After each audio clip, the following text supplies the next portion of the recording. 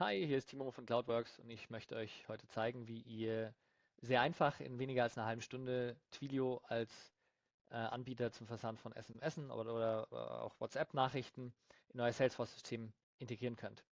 Ähm, genau, grundsätzlich wird es darum gehen, einmal SMS zu versenden, dann wird es darum gehen, ja, Status-Updates von Seiten Twilio in das System rückzuüberführen, dass wir wissen, ob die SMS auch erfolgreich versendet wurde, und wir wollen auch eingehende Nachrichten handeln. Grundsätzlich haben wir das so gemacht, dass wir mit Tasks als Schattenobjekt arbeiten, und da sei dazu gesagt, ist es eigentlich eher zur Veranschaulichung. Man kann hier mit einem beliebigen Objekt arbeiten, also auch mit einem Custom Object für SMS beispielsweise. Und es sei auch dazu gesagt, ich zeige jetzt zwar die Einbindung von SMS, also SMS-Versand und Empfang, aber Twilio ermöglicht über die nahezu identische Schnittstelle auch den Versand von WhatsApp-Nachrichten beispielsweise, wenn man das denn möchte. So, wie ist das Video aufgebaut? Also erstmal klar die Vorstellung, die ich jetzt gerade mache, in der ich kurz erkläre, um was es geht. Dann werdet ihr das Endergebnis sehen. Ja, wie schaut es am Ende aus? Ist auch von der Reihenfolge her, die ich aufnehme, anders als die Reihenfolge, die ich zeige. Ja. Danach werdet ihr sehen die Voraussetzungen, Dinge, die ich quasi vorbereitet habe vor der Konfiguration. Da geht es jetzt um kleinere architektonische Anpassungen, Custom-Felder, die ich angelegt habe, Dinge, die ich bei Twilio konfiguriert habe. Und am Ende geht es rein ins Tutorial, das ist der längste Part, in dem ich Schritt für Schritt euch durchführe durch die tatsächliche Konfiguration, inklusive auch Invocation, also inklusive auch Erstellung von einem kleinen Flow, der dann sich um den Versand der SMS selbst kümmert. Im Endergebnis schaut es dann wie folgt aus. Wir haben hier unsere Taskliste, klicken auf New Task und wählen ein paar Sachen aus. Einmal als Task Type SMS, Task Subtype Call. Subject wird der Inhalt der SMS, das heißt, hier trage ich jetzt Nachricht 2 ein, und die To-Address natürlich noch wichtig. Hier trage ich jetzt meine Telefonnummer ein und klicke auf Speichern. Im Hintergrund arbeitet der Flow und versendet die SMS. Wenn ich jetzt hier aktualisiere, dann sehen wir,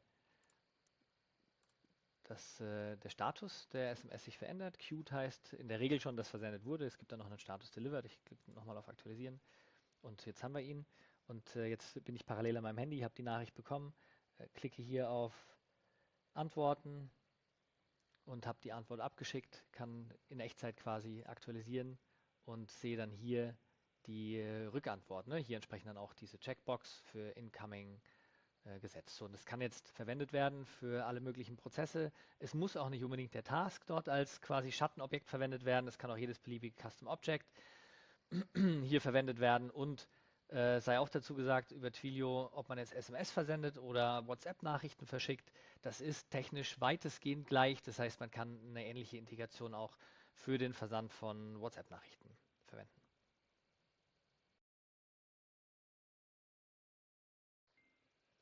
Zur Vorbereitung auf die Konfiguration habe ich primär drei Dinge erledigt. Einmal ganz wichtig, die Voraussetzungen auf Seite Twilio schaffen. Ja, in der Twilio-Konsole habe ich so einen SMS-Messaging-Service angelegt. Der kann weitestgehend unkonfiguriert bleiben. Wichtig ist, dass nach dem Anlegen man sich hier diese Messaging Service ID rauskopiert. Die braucht man zur Ansprache der Schnittstelle, und später werden wir hier in dem Part Integration eine Request URL hinterlegen müssen. Hier ist es noch ein Platzhalter drin. Die haben wir jetzt noch nicht, die haben wir erst, wenn wir in der Konfiguration stecken. So, dann auf Ebene des Tasks habe ich 4 Custom-Felder angelegt. Einmal From Address und To Address. Ja, da können Telefonnummern drin gespeichert werden für des Absenders und des Empfängers, und ein Feld External ID, damit Tasks ja, als SMS wiedererkannt werden können für Status-Updates beispielsweise, und eine Checkbox Incoming, die uns eigentlich primär zur Orientierung dient, ob es sich jetzt hier um eine eingehende oder eine ausgehende SMS handelt.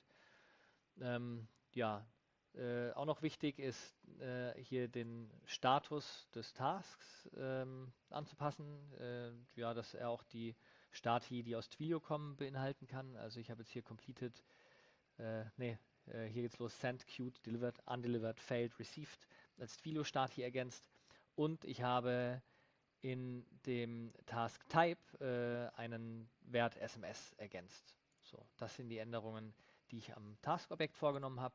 und dann ja letzten Endes noch eine Listenansicht hinzugefügt, SMS, in der ich nach dem Task Type SMS filtere. Das dient uns jetzt im Testing und der Implementierung dazu, dass wir schlicht gefiltert wirklich nur die Tasks sehen, die auch als SMS gedacht sind.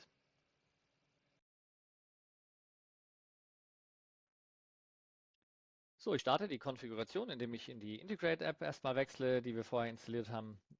Dort in den ja, Reiter Provider klicke und dort auf New klicke, um Twilio als Provider anzulegen. Benennen können wir das, wie wir wollen. Ich nenne es jetzt tatsächlich Twilio und wir kopieren jetzt hier die Base-URL von Twilio rein. Die ist der Doku zu entnehmen.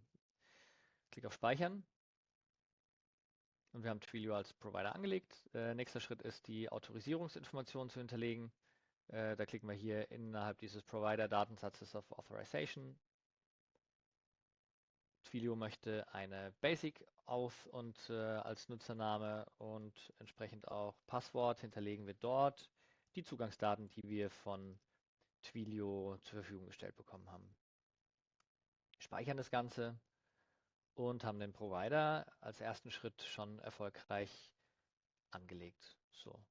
Nächster Schritt ist, dass wir Endpunkte hinterlegen. Jetzt für den Use Case, den wir jetzt hier zeigen wollen, brauchen wir 3 Endpunkte, die wir anlegen müssen. Einmal einen Endpunkt zum Verschicken von SMSen, einen Endpunkt für Status-Updates, die wir von Twilios Seite aus bekommen und einen Endpunkt für eingehende SMSen, um die zu empfangen. In der Reihenfolge können wir die auch anlegen. Das heißt, ich klicke hier auf New, lege den ersten an. Den nenne ich Send Message. Ich habe hier eine Textdatei nebenher, aus der ich mir ein paar Sachen rauskopiere, nicht wundern. Der Typ Callout ist korrekt, Methode ist Post und dann haben wir hier eine URL, die wichtig auch unsere Account-ID enthält, aber das geht aus der Doku von Twilio hervor. Speichern wir und damit haben wir den ersten Endpunkt angelegt. Und hier geht es jetzt noch darum, in diesem Endpunkt dem System beizubringen, in welcher Struktur und Architektur Twilio von uns Daten erwartet und in welcher Struktur Twilio uns dann Daten entsprechend zurückliefert. Das erfolgt über die Attribute, ist aber am einfachsten zu konfigurieren hier oben über die Schaltfläche Configure. Ich klicke hier drauf und entscheide mich jetzt erstmal für die Richtung. Ich möchte jetzt für den Versand von SMS erstmal die Richtung in Richtung der Schnittstelle quasi konfigurieren, welche Struktur Twilio von uns erwartet. Also Outbound ist korrekt.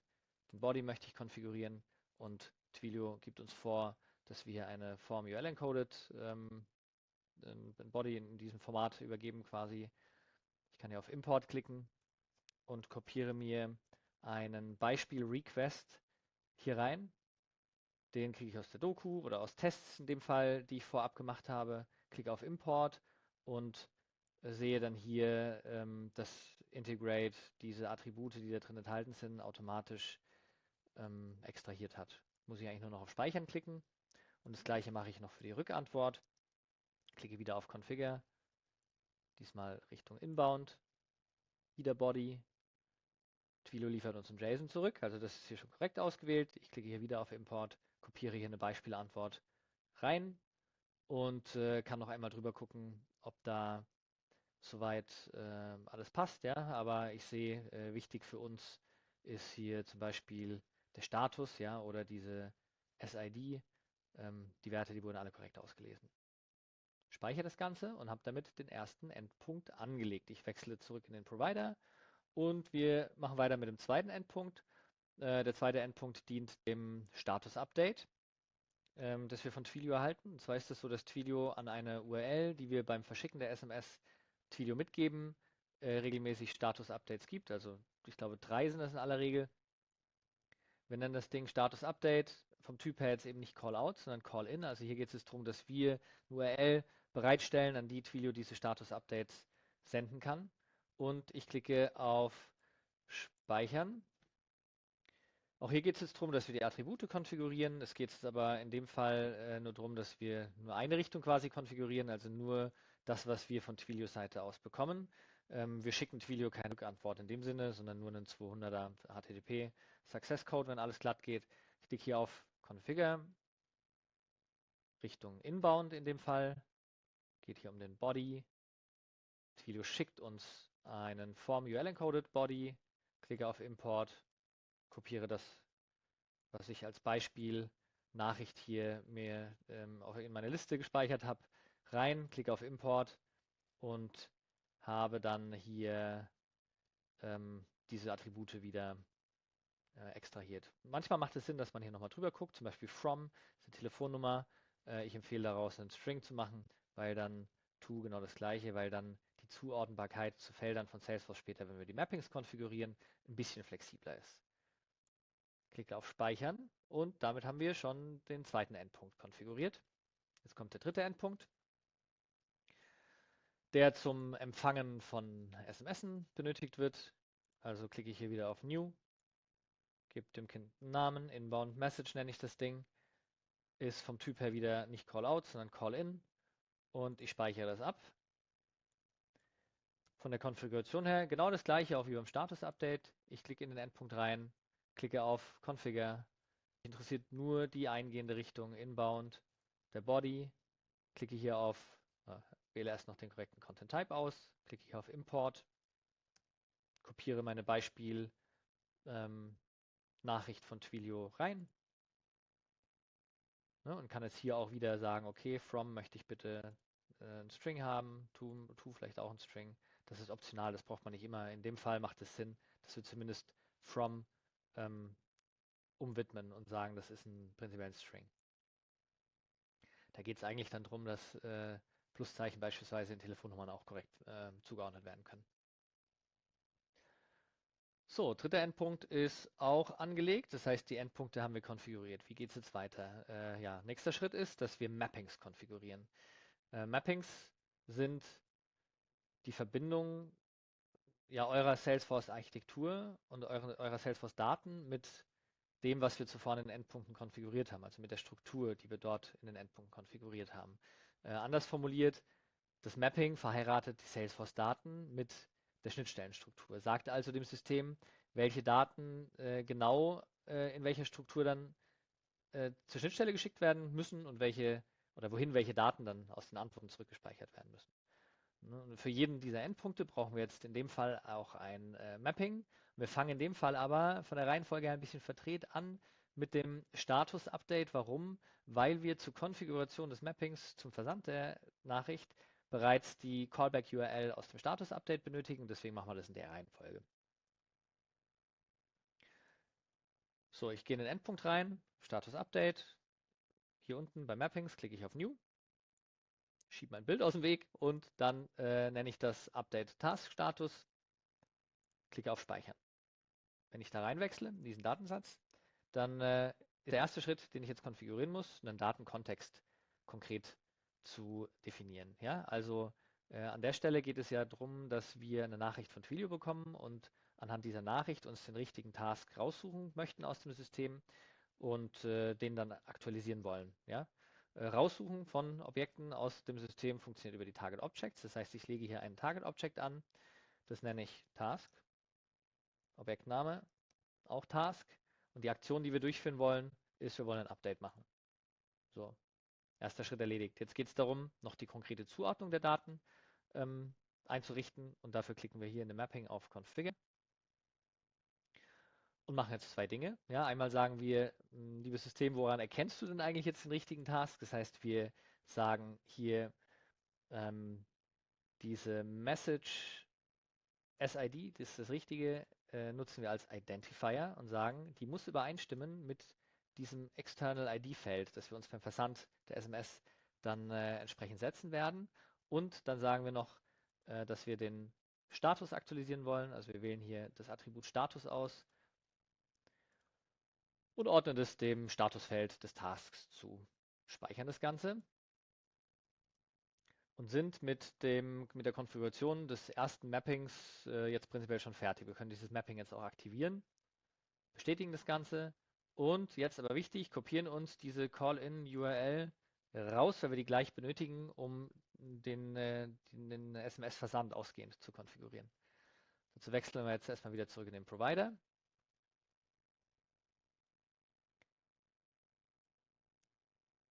Und wechseln jetzt hier in den Endpunkt Send Message und legen auch hier ein Mapping an.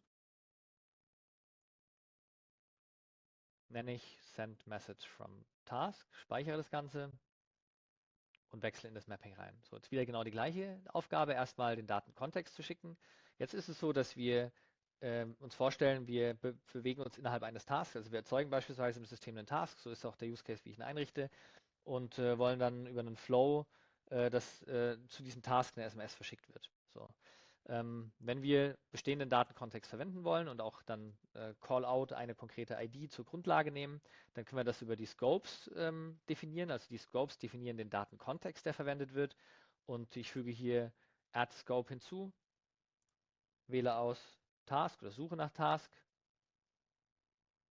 und klicke auf Create und habe damit in meinem Mapping den konkreten Datenkontext, den Task hinzugefügt als Scope. So. Das reicht uns an der Stelle auch. Wir brauchen hier keine Target Objects, an der Stelle nicht nötig. Jetzt gilt es wieder, diese Data Configurations zu konfigurieren, also wieder dem System zu sagen, was soll denn genau an welche Stelle, aus welcher Datenstruktur von Salesforce für den Versand von SMS, klicke dazu auf Configure,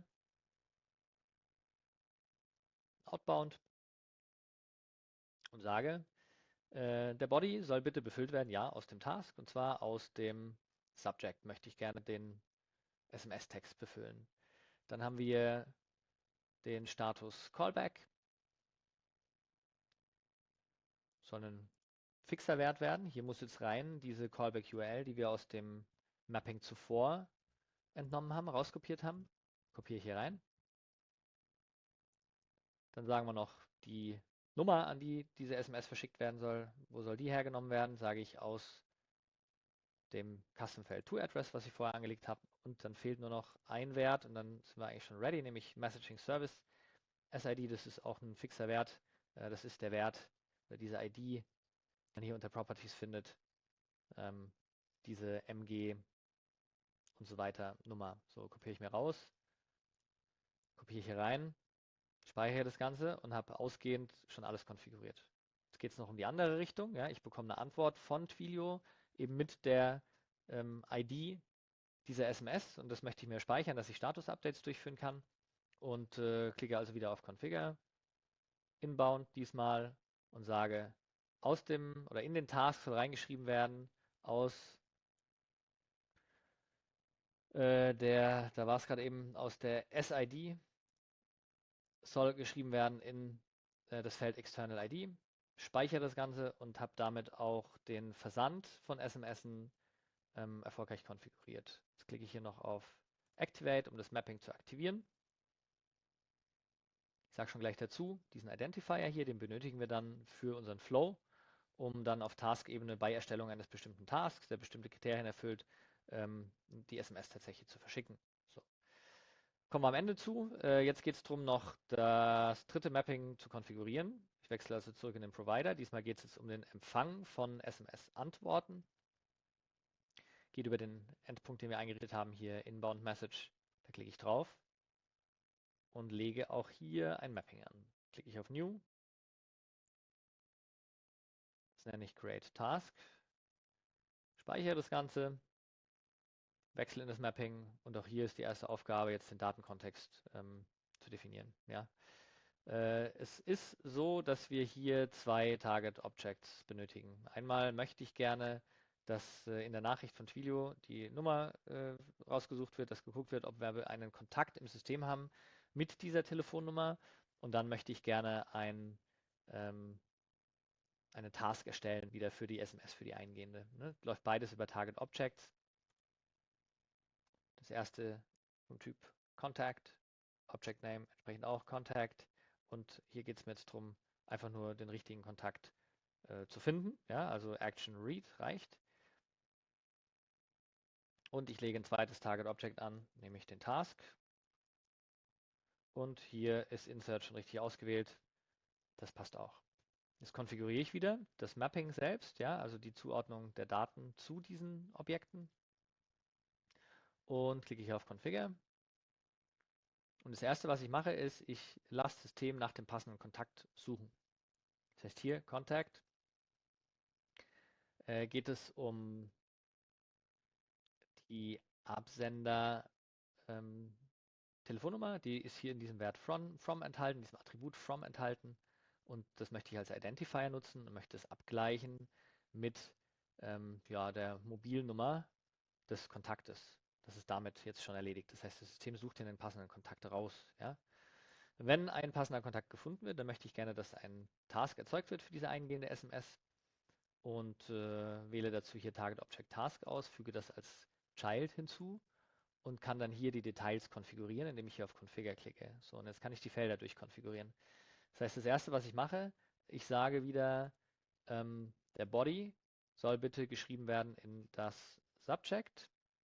Dann möchte ich, dass die Absender-Telefonnummer geschrieben wird in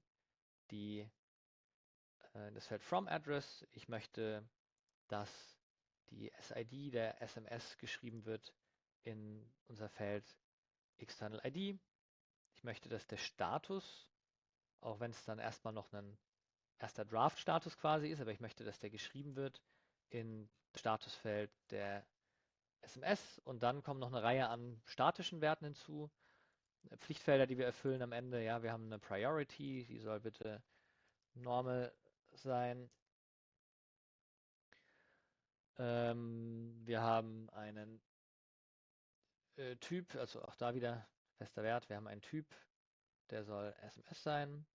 Wir haben einen Subtype,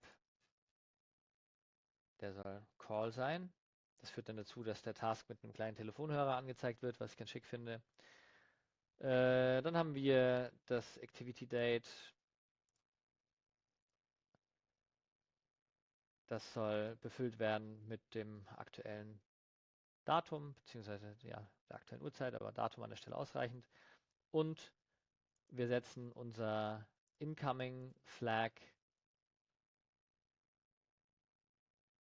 auf True. So, was fehlt noch? Ich möchte es noch den Kontakt zuordnen. Ja, den Kontakt, den ich hier zuvor rausgesucht habe. Und das geht, indem ich jetzt noch die Who-ID konfiguriere. So, Who-ID ist das Feld hier. Name-ID wird genannt von Salesforce als Label. Und kann es hier sagen, Pick Variable und wähle jetzt den zuvor gefundenen Kontakt, das Target Object quasi aus. Und damit wird sichergestellt, dass der Task eben mit diesem gefundenen Kontakt verknüpft wird. Das Ganze speichere ich und bin dann auch hier mit der Konfiguration fertig. Also was wir jetzt gemacht haben ist, ich aktiviere noch, ja, was wir jetzt gemacht haben ist, wir haben jetzt den Provider angelegt, wir haben 3 Endpunkte angelegt und zu jedem Endpunkt ein Mapping angelegt. Ja. Was jetzt noch fehlt, ist am Ende die Konfiguration einmal in Twilio für eingehende SMSen. Dazu kopieren wir uns hier aus dem neuen Mapping diese URL raus. In Twilio selber wechseln wir in diesen Bereich Integration und dort, wo es hier meine Platzhalter-URL drin steht, kopiere ich quasi diese neue SMS habe ich die URL rein, klicke auf Speichern,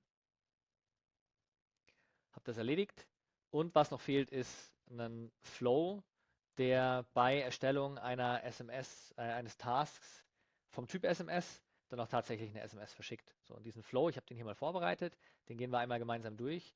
Das ist ein ganz einfacher Flow letztlich. Ja? Also ich habe hier einen Record-Triggered Flow mit 4 Bedingungen. Ich sage, ich möchte bitte das als SMS behandeln und die auch verschicken, wenn der Type SMS ist, wenn der Status not started ist, also den Standardstatus hat, wenn die To-Address nicht leer ist und wenn incoming false ist. Ja, um jetzt eingehende SMS nicht irgendwie versehentlich wieder zu verschicken. So ist das natürlich nicht gemeint. Was wir machen müssen, ist neben diesen Entry Conditions eine Assign-Aktion zu definieren. Wir haben hier jetzt eine Variable erstellt, das ist ein Array aus Textwerten und fügen dieser Variable unsere Task, also unsere Activity-ID hinzu. Man kann auf diese Art und Weise auch mehrere Tasks auf einmal an Integrate übermitteln, also mehrere SMS auf einmal verschicken. In dem Fall wird hier immer eine drin sein, aber Integrate erfordert es syntaktisch, dass es ein Array ist, deswegen hier diese Assign-Aktion als erster Schritt. Und dann haben wir die eigentliche Integrate-Aktion, den Callout, der am Ende diese neue Variable, dieses Array an IDs übergeben bekommt und aber eben auch eine Mapping-ID von uns übergeben bekommt und die Mapping-ID, die richtige ist die hier, die mit der 26 hin, die kopiere ich mir hier raus, wechsle in den Flow, kopiere dort die Mapping-ID rein, speichere das